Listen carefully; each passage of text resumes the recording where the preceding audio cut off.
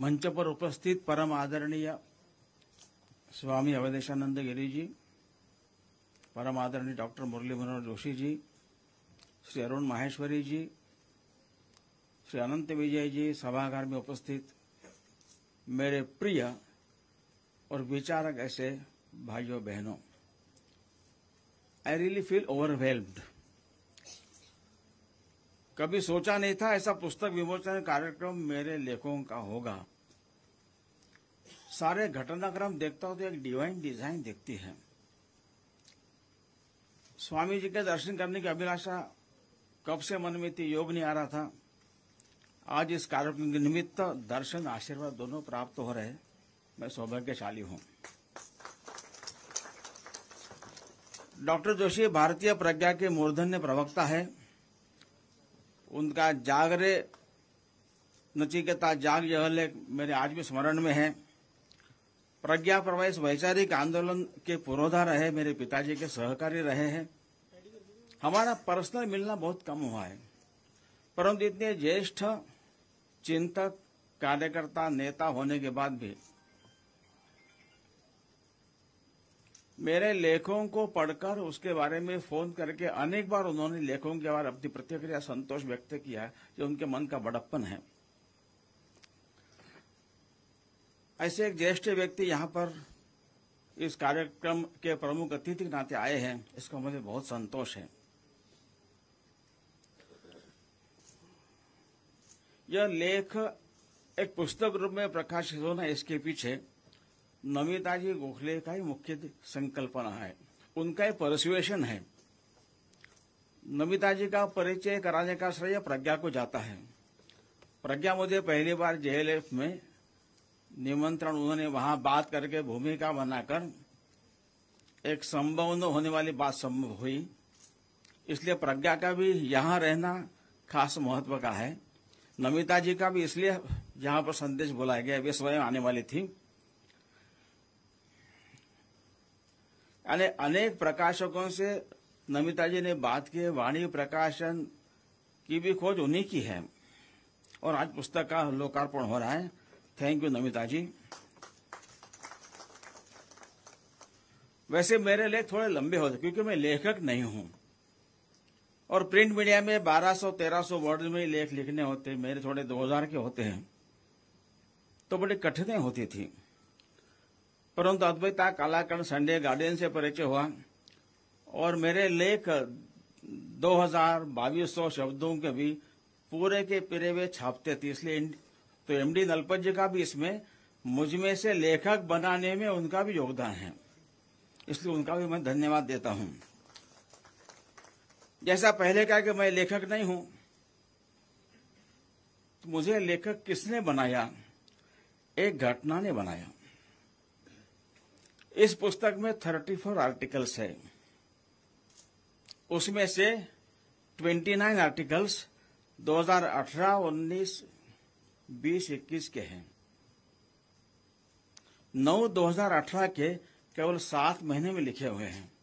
उसके पहले केवल 2 आर्टिकल से जो ऑन डिमांड लिखे गए थे 2010 में, 2016 में। क्या हुआ? तो जून 2018 में नागपुर के संघ शिक्षा वर्ग के समापन में पूर्व राष्ट्रपति डॉक्टर प्रणब मुखर्जी को आमंत्रित किया था। वे आने वाले थे। वे आरएसएस ज्वाइन करने वाले नहीं थे, वे संघ के कैडर को एड्रेस करने वाले थे। एक चिंतक है, बहुत लंबा उनका सामाजिक राजकीय जीवन रहा है। ऐसे व्यक्ति अपने विचार व्यक्त करने वाले थे, लेकिन इनका इतना विरोध हुआ, मेरे समझ में नहीं आ रहा था कि क्यों विरोध हो रहा है। वे संघ ज्वाइन नहीं करने वाले थे। वास्तव में उनको बारे में अच्छा सोचने वाले लोगों को आनंद होना चाहिए, हमारे आदमी को वहां बुलाया है, खरी खरी सुनाएगा। इसके बदले अनावश्यक इतना विरोध। तो this incident triggered me, prompted me to write an article.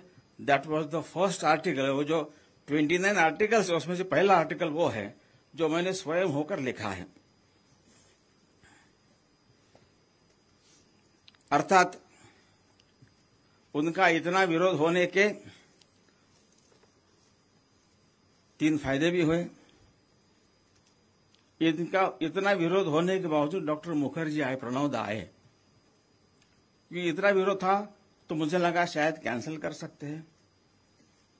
उन्होंने कहा इसका उत्तर मैं नागपुर जाकर दूंगा। तब लगा अब तो आने वाली पक्का। इस कारण ये जो लिबरल कहने वाले जमात की जो नॉन लिबरल एटीट्यूड है वो एक्सपोज हुआ सारे भारत के लोगों के सामने। दूसरा फायदा हुआ, तो ये वैसे एनुअल प्रोग्राम होता है संघ का, और किसी बाहर के ऐसे सज्जन व्यक्ति, अच्छे व्यक्ति को बुलाते हैं। जैसे अभी विजयादशमी में शंकर महादेवन जी आए थे। ये संघ की परंपरा है। लेकिन इतना विरोध होने के कारण सारा मीडिया वहां था और सभी लोगों ने लाइव दिखाया, तो देश दुनिया के करोड़ों लोग उसको प्रत्यक्ष देख सके। ये फायदा ही हुआ है। और संघ की वेबसाइट पर ज्वाइन आरएसएस नाम का प्रावधान है। जिनको संघ से जुड़ने की इच्छा है, किसको मिलना, किससे बात करना पता नहीं है, they send their request on the website in the name of join RSS. ये प्रोग्राम 7 जून 2018 को था। 1 से 6 जून तक रोज डेली एवरेज 378 रिक्वेस्ट आती थी। लेकिन 7 जून को नंबर ऑफ रिक्वेस्ट बहुत 1779 एक दिन में। ये भी फायदा हुआ। तो विरोध करने का भी फायदा होता है, इसलिए उनका भी मैं धन्यवाद करता हूं। वैसे संघ को बाहर से समझना थोड़ा कठिन है कि संघ जैसा कार्य संगठन दुनिया में कहीं नहीं है। लेकिन संघ के नजदीक आकर संघ में प्रवेश करने के बाद संघ को समझना वास्तव में बहुत आसान है। तो कैसे संघ के बारे में धारणा गलत थी, प्रत्यक्ष मिलने के बाद कैसे बदल हुआ, ऐसे अनेक घटनाओं का उल्लेख यहां पर इस पुस्तक में किया गया है। इस पुस्तक का शीर्षक ही बताता है, वे यानी भारत को दुनिया को देखने की भारत की दृष्टि बाकी दुनिया से अलग है। हम तो दुनिया को एक ही मानते हैं, जुड़ा मानते हैं। हम 2 भाग नहीं करते। रमण महर्षि जी को पूछा गया, how should we treat others? उन्होंने कहा, देयर आर नो अदर्स। ये भारत का दृष्टिकोण है। इसलिए अदराइजेशन ये भारत का विचार नहीं है। भारत तो वसुधैव कुटुंबकम को मानने वाला है। लेकिन जिनका विचार भौतिकता पर आधारित है, जिनका मूल सेमेटिक चिंतन से आया हुआ है, उनकी दुनिया को देखने की दृष्टि अलग है। वो दुनिया को कैसे देखते हैं और भारत कैसे देखता है, इसमें अंतर है। अब भारत ऐसा क्यों सोचता है, इसका जो भारत का यूनिकनेस है, जो सदियों से लोग यहाँ पर जी रहे हैं, बाकी दुनिया अनुभव कर रही है, वह भारत की जीवन दृष्टि, जिसका आधार आध्यात्मिक है, स्पिरिचुअलिटी बेस्ड है, इसलिए वो होलिस्टिक है, इसलिए वो इंटीग्रल है। It's is the entire creation connected, इसलिए वसुधैव कुटुंबकम है।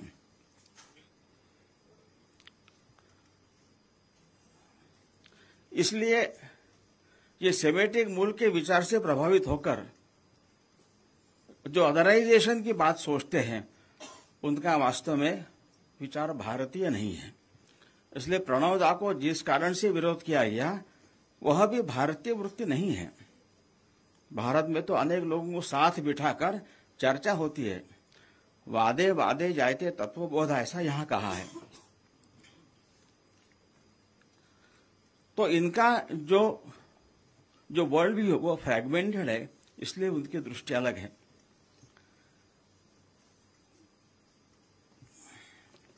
धीरे धीरे हम और बाकी यहां से शुरुआत होती है, फिर धीरे धीरे हम या बाकी, वी और अदर, आइदर वी और अदर, यहां तक बात आती आगे, और फिर हम ही और कोई नहीं, ये बात भी आती है। मैं ही, नो अदर, यहां से फैनेटिज्म शुरू होता है। तो प्रणव दा को विरोध करने वाले लोग इस फैनेटिज्म के कारण नहीं बुला सकते आप। अब ये इतना श्रेष्ठ ज्येष्ठ व्यक्ति कहां जाना स्वयं तय कर सकता है कि नहीं? तो संघ को समझना है तो सही में भारत को समझना आवश्यक है। तो भारत के जो विशेषता है, भारत की चिंतन की 3-4 बातें केवल मैं कहूंगा, बाकी काफी ज्येष्ठ विद्वान लोगों को हमको सुनना है। तो ईशावासी उपनिषद का 5वां जो श्लोक है वो परस्पर विरोधी बातें भी एक साथ रह सकते इस बात को मान्यता देता है। आत्म तत्व कैसा उसका वर्णन करते हैं, तदे जति तन्ने जति, वो हिलता है वो नहीं हिलता है। तद दूरे तदवंतिके, वह दूर है एकदम पास में भी है। तदंतरस्य सर्वस्य तदो सर्वस्यास्य बाह्यतः, वह सबके भीतर है सबके बाहर भी है, दोनों एक साथ सही है। ये जिसने जान लिया वो भारत को समझ सकता है आसानी से और संघ को भी समझ सकता है। दूसरे भारत की विशेषता ऐसी है, जो मेरी समझ ऐसी है कि भौतिक समृद्धि, भौतिक जीवन सुखपूर्वक पार होने के लिए जो भी ज्ञान हम प्राप्त करते हैं, मैंने केमिस्ट्री पीएचडी का, कोई आर्किटेक्ट है, कोई चार्टर्ड अकाउंटेंट है, कोई डॉक्टर है, तो इन सबको उपनिषद ने अविद्या कहा है, pertaining to the worldly affairs. और जो अध्यात्म विद्या है, जो मोक्ष का मार्ग दिखाती है, वह विद्या है। इसलिए ईशावास्य उपनिषद का एक श्लोक है, अंधम तमः प्रविशन्ति ये अविद्याम उपासते। भारत ने माना है किसी एक को लेना यह सही नहीं है। जो केवल अविद्या की उपासना करते वे अंधकार में प्रवेश करते, ऐसा कहा है। आगे की पंक्ति है, ततो भूय इवते तमो य विद्यायाम रताः। जो केवल विद्या की साधना करते हैं वह और गहरे अंधकार में जाते, ऐसा कहा है। और 11वां श्लोक है, विद्याम च अविद्याम च यस्तद उभयम वेदः अविद्या मृत्युम तीर्थवा विद्या अमृतम अश्नुते। विद्या विद्या दोनों को जिसने एक साथ जान लिया है तो अविद्या के आधार पर भौतिक जगत को सुखपूर्वक पार करेंगे और विद्या के आधार पर अमरत्व की प्राप्ति करेंगे।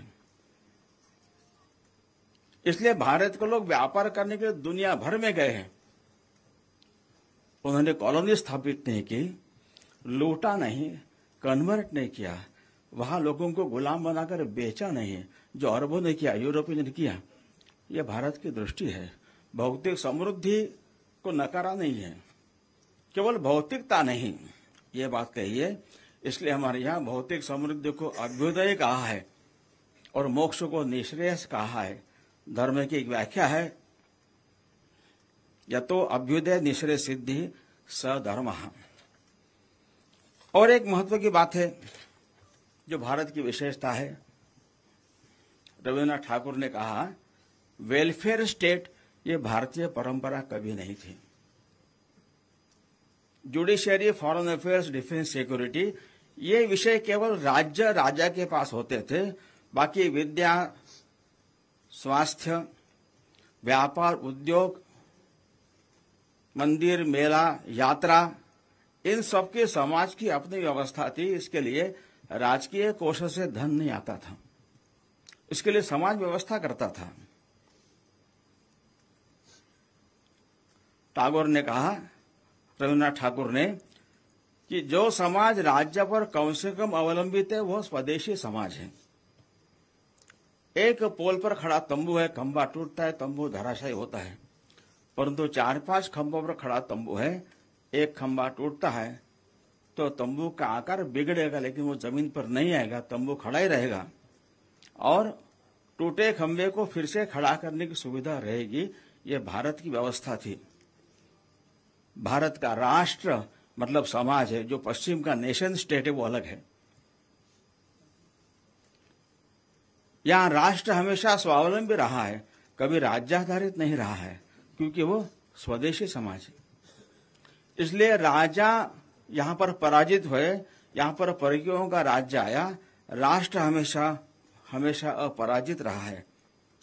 इसलिए एक लंबा कंटिन्यूम हमको देखने को मिलता है। एक और बात कहकर मेरी बात मैं पूर्ण करूंगा, वो यानी उपासना धर्म, उपासना को रिलीजन कहूंगा मैं, धर्म को अंग्रेजी में धर्म ही कहते हैं, क्योंकि धर्म नाम की अवधारणा नहीं है। वहां पर इंग्लैंड में घी की अवधारणा नहीं है, आरती प्रसाद इन सब के लिए तो इंग्लिश में वही शब्द प्रयोग करने पड़ेंगे, आप अंग्रेजी ट्रांसलेशन नहीं कर सकते। धर्म का ऐसा ही है। तो उपासना मेरे अंदर के देवत्व को प्रकट करने के लिए भक्ति योग, कर्मयोग, ज्ञान योग, राजयोग, इनमें से किसी एक का, दो का, अनेक, ये सभी का उपयोग करते हुए अपने नैसर्गिक प्रकृति का नियमन करते हुए मोक्ष की तरफ आगे बढ़ना, यह उपासना है। और प्रत्येक व्यक्ति का यह उपासना का मार्ग, it can be varied composition of all this four मार्ग। एक ही करना ऐसा कभी नहीं कहा है। और धर्म वह है कि मैं छोटा करो और आंखें खोलो तो हम का दायरा बड़ा होता है, और जो हमारे नहीं वे भी हमको अपने लगने लगते हैं, उनके लिए करने का मन सहज होता है। वो करना, समाज को देना, एक्चुअली समाज को लौटाना, यह धर्म है। अभी हम सब लोगों ने कोरोना पैंडेमिक को देखा, अनुभव किया है। ये दुनिया भर में था, भारत के सिवाय सभी देशों में it was only the state machinery that was active in serving, saving people. Bharat में राज्य कर्मचारियों ने, सरकारी कर्मचारियों ने खूब जी जान से काम किया है, लेकिन लाखों की संख्या में लोग बाहर निकले हैं। और भूकंप या बाढ़ के बाद जाकर सेवा करना यह अलग है। एक हाईली इन्फेक्शियस बीमारी है, हाईली फैटल है, मृत्यु हो सकती है, यह जानते हुए भी लाखों लोग बाहर निकले। ऐसा केवल भारत में हुआ है। यह धर्म है। स्पिरिचुअलिटी से दे गॉट कनेक्टेड, मेरा अपना है, मुझे करना है। ऐसे खूब उदाहरण है, समय कम है, लेकिन यह भारत की विशेषता है। तो समाज को लौटाना धर्म कहा है। इस आधार पर एक सामाजिक पूंजी तैयार होती है। इस पूंजी के आधार पर हर व्यक्ति संपन्न, समृद्ध बनता है। इसलिए विवेकानंद केंद्र की प्रार्थना में एक श्लोक है, जीवने यावत आदानम स्यात् प्रदानम ततोधिकम। जीवन में जितना हम ग्रहण करते उससे अधिक हम वापिस कर सके समाज को, यह हमारी प्रार्थना है। भगवान आप पूर्ण करो। और भारत स्वतंत्रता के बाद भारत के निर्माताओं के मन में यह धर्म की कल्पना स्पष्ट होगी, ऐसा मुझे इसलिए लगता है। लोकसभा में लिखा है धर्म चक्र प्रवर्तनाय, राज्यसभा में लिखा है सत्यम वद धर्मम चर, सुप्रीम कोर्ट का ध्येय वाक्य है यतो धर्मस्ततो जयः। और हमारे राष्ट्र ध्वज पर जो चक्र है धर्म चक्र है। Every small act of giving back to society gives a push to the wheel of dharma and it moves. चक्र घूमने के लिए होता है, यह चक्र ऐसे घूमेगा, यह कल्पना है। और इसलिए यह चारों बातें जो है ये भारत की विशेषता है। इनको समझेंगे तो भारत को अधिक हम आसानी से समझ सकेंगे, अपने जीवन में उसका हम पालन कर सकेंगे। परंतु इस भारतीय आध्यात्मिक विचार से जिनका संबंध नहीं आया है या रहा है या रखा नहीं है, वे बाहर के सेमेटिक मूल के विचारों से ज्यादा प्रभावित है। तो धीरे धीरे उनका वी एंड अदर्स, वी और अदर्स, यही इसको फॉलो करने वाले स्वर्ग में जाएंगे, बाकी नरक में ही जाएंगे। ये विचार भारत में कभी नहीं था।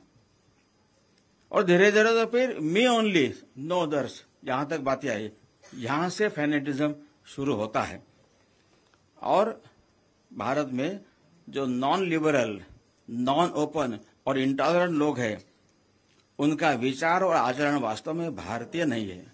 उन्हें भारत को समझना होगा, भारतीय बनना होगा।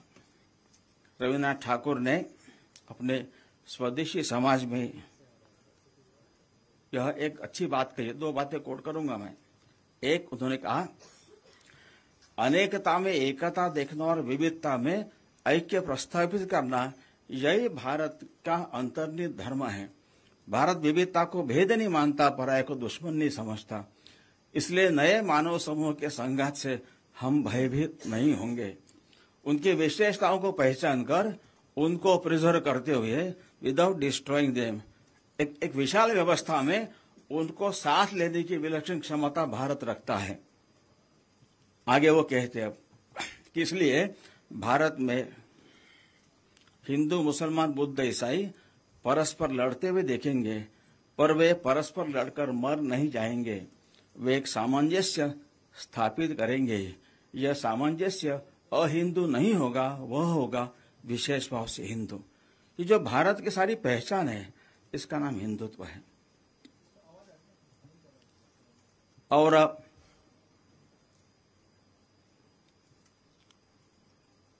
टैगोर ने कहा है, रविन्द्रनाथ ठाकुर ने, कि हमें सबसे पहले हम जो है वह बनना पड़ेगा, कॉन्शियसली, कंप्लीटली, एक्टिवली। यह बनना आवश्यक है। तो भारत के भारतीयों को भारतीय बनने के लिए इस भारत की आत्मा की पहचान होना, समझना, अपने जीवन में लाने का प्रयत्न करना आवश्यक है। एक एरिक फ्रॉम नाम के लेखक की पुस्तक है to have and to be. एक सुंदर कल्पना उन्होंने रखी है कि एक युवती 22 साल की आयु होती है, शादी होती है, मां बनती है, एक बालक को जन्म देती है। She is a mother, nobody can deny. लेकिन वो कहते हैं मां बनना एक बहुत लंबी साधना होती है, इसकी शुरू हुई है, उसको मां बनना है। She is a mother and she has to be a mother. उसी तरह हम भारतीय हैं। ऐसे भारतीय बनने की प्रक्रिया अपनी जितनी रहेगी, उसमें भारत का जो शाश्वत विचार जो है, यह विचार अपने व्यक्तिगत, पारिवारिक, सामाजिक, व्यावसायिक जीवन में सहज प्रस्फुटित होगा।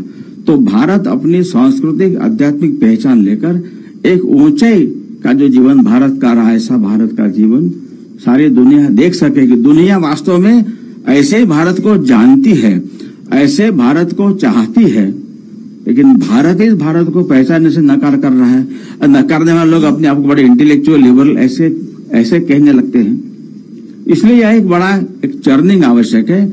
और भारत की इस आध्यात्मिक पहचान लेकर, हमारा मजहब, रिलीजन कोई भी हो, भारत में जन्मा हुआ सब इस वैचारिक चिंतन का वारिस है।